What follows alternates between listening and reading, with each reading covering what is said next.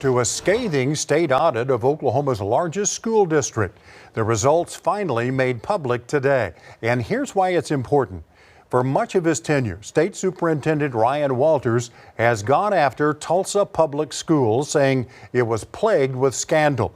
At one point, he even threatened a state takeover of the district. Now, this audit appears to back up those accusations. News 4's John Hayes tells us how the district is responding. John.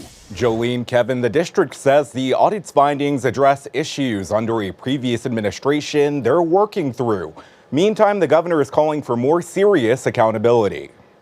The most glaring part is the lack of financial accountability. State Auditor Cindy Byrd says during former Superintendent Dr. Deborah Gist administration, Tulsa Public Schools dropped the ball. This audit details a nearly decade-long pattern of mismanagement, fraud, undermining oversight, cover-ups, and policy violations Byrd says put millions of tax dollars at risk. Governor Kevin Stitt requested the audit nearly 3 years ago. His concerns at the time were tied to vendor contracts, how COVID relief funds were spent, and if the district violated a state law banning critical race theory in public schools.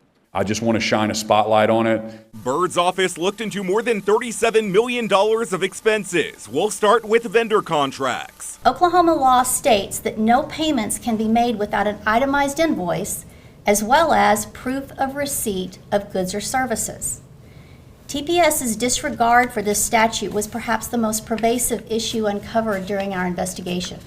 Byrd says the district paid more than 700 vendors without receiving proof of services. Vendor contract language was vague, and some invoices didn't even have services on them at all. And we found over 1,400 financial discrepancies. It opened the door for the district's former chief learning and talent officer, Devin Fletcher, to steal thousands of dollars. He was sentenced to 30 months in federal prison just last year.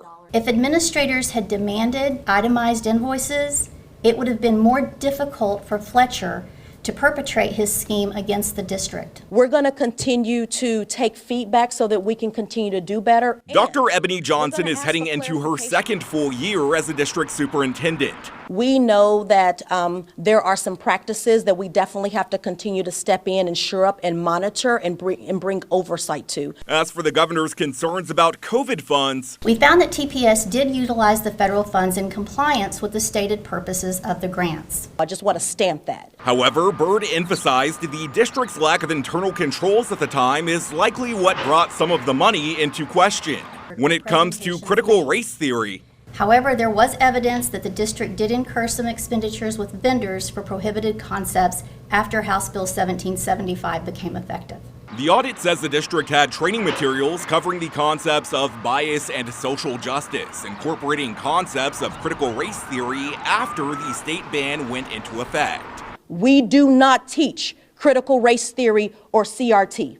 We are not about telling anyone that they are better or worse than anyone else. Tulsa Representative John Waldron calls the audit serious and concerning. Well, I think the findings do definitely show that where there was smoke, there was definitely fire. But believes Johnson can right the ship. But I want to remind you that these are past practices. TPS has a chance to clean up those practices and do a better job moving forward.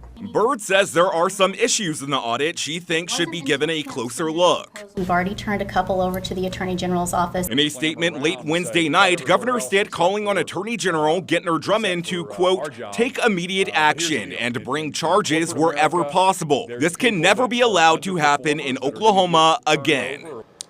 A spokesperson for Drummond's office told me they can't confirm or deny any investigations are underway as a result of this audit. We did reach out to Deborah Gist for comment. She told us she was out of town.